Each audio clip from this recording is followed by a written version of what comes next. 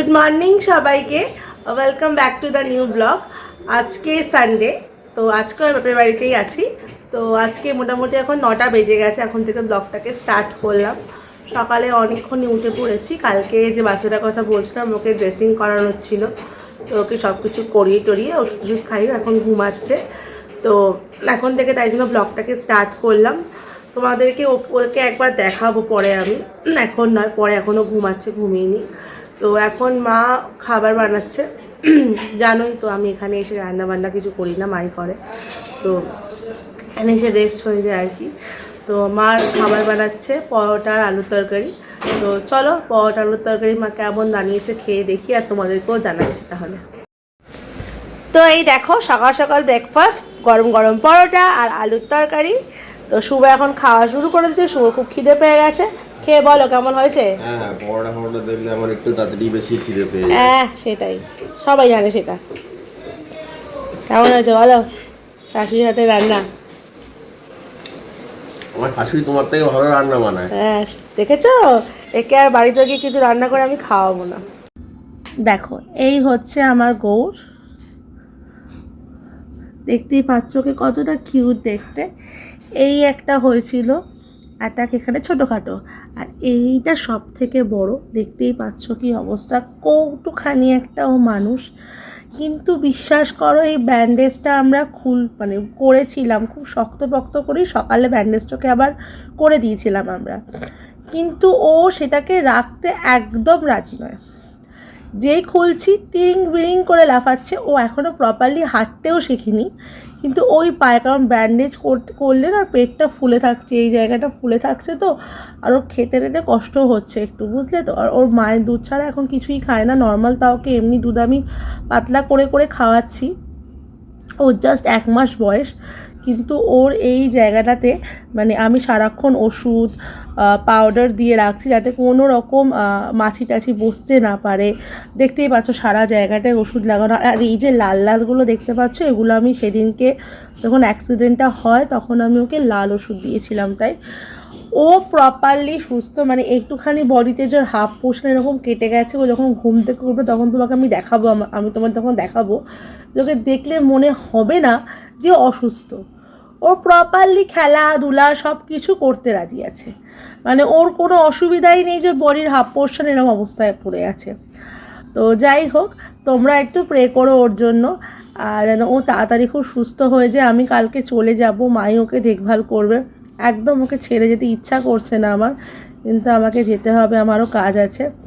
তো তোমরা সবাই একটু ওর জন্য প্রে করো, যাতে আমার গৌর তাড়াতাড়ি সুস্থ হয়ে যায়। ওর নাম গৌর দিয়েছি আমরা, যেহেতু আরও দুটো মেল বিড়াল আমাদের বাড়িতে আছে। একজনের নাম নারুগোপাল, একজনের নাম জগন্নাথ, ওকে জগা বলেই রাখি আমরা। আর ওর নাম হচ্ছে গৌর। অ্যাকচুয়ালি আমাদের বাড়িতে সব বিড়ালদের নামই একটু ঠাকুরের নামের করা, কারণ বাবা নামগুলো দেয় আর আমি দিই। তো যেহেতু জগন্নাথ আমাদের খুব প্রিয়, মা বাবা জগন্নাথের খুব ভক্ত সবাই আমরা। তো জগন্নাথ কৃষ্ণের ভক্তের জন্যই এই নামগুলো দেওয়া। তো যাই হোক, তো চলো তোমরা একটু সবাই কিন্তু ওর জন্য অবশ্যই প্রে করো, যাতে ও তাড়াতাড়ি সুস্থ হয়ে ওঠে।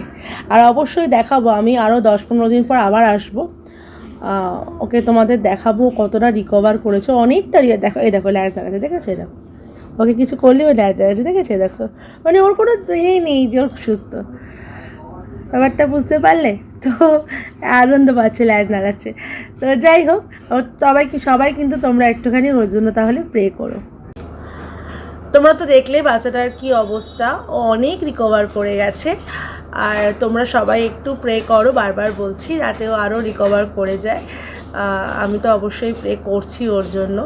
তো যাই হোক, ও আরও সুস্থ হয়ে উঠুক, এটাই আমি চাইছি। আর কিছুদিন পর আমি আবার আসবো, যেহেতু জামাই ষষ্ঠীও আছে, আর ওকেও আমার কিছু ইঞ্জেকশন দিতে নিয়ে যাওয়ারও আছে, সেগুলোও করিয়ে আনবো এটার জন্যই। তো চলো, অলরেডি দুপুর তো হয়ে গেছে। আজকে তোমাদের দেখাই মা কী রান্না করেছে। আজকে যেহেতু সানডে স্পেশাল মাংস ভাতই হয়েছে মনে হয়। মা আর কিছু করেনি, আমি ঠিক জানি না, আমি ওকে নিয়ে খুব ব্যস্ত ছিলাম।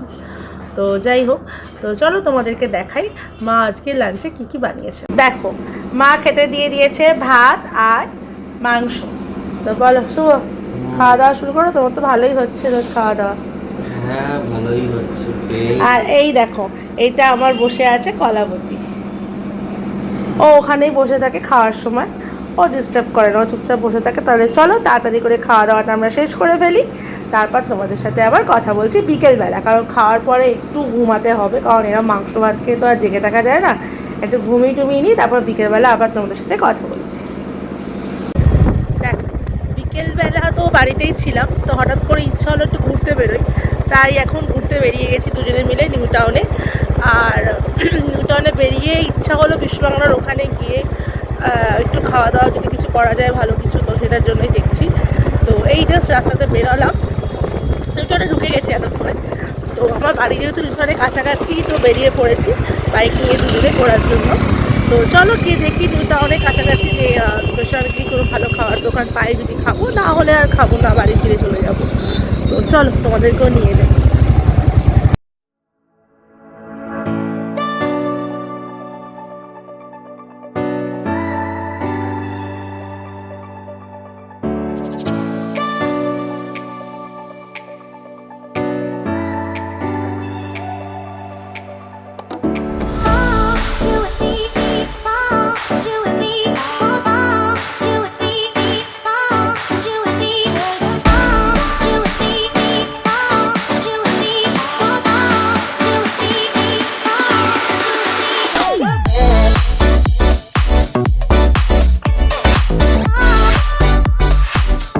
দেখো চলে এসেছি আমরা বিশ্ববাংলা গেটের এখানে।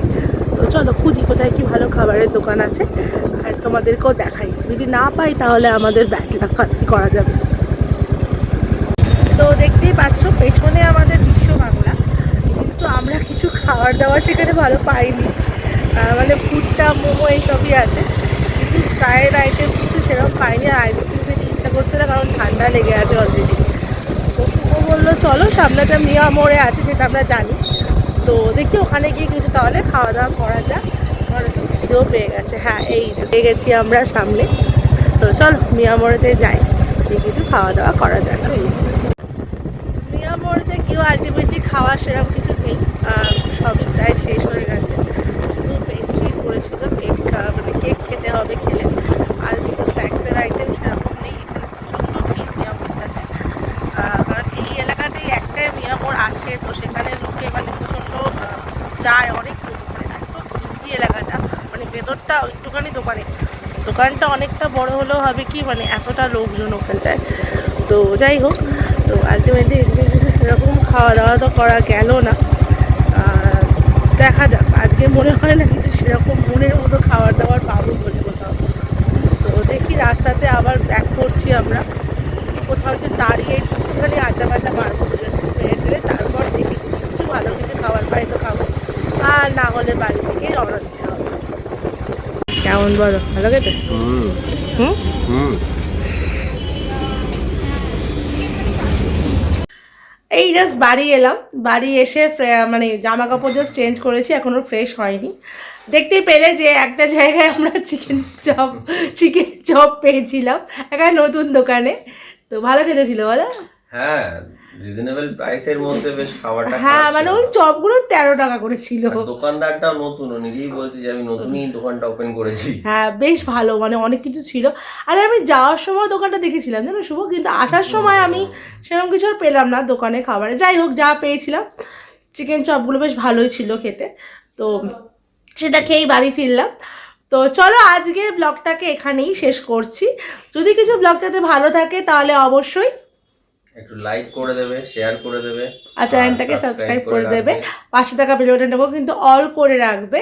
আর সবাই সুস্থ থাকবে, ভালো থাকবে। সবাইকে আজকের জন্য টাটা, বাই বাই।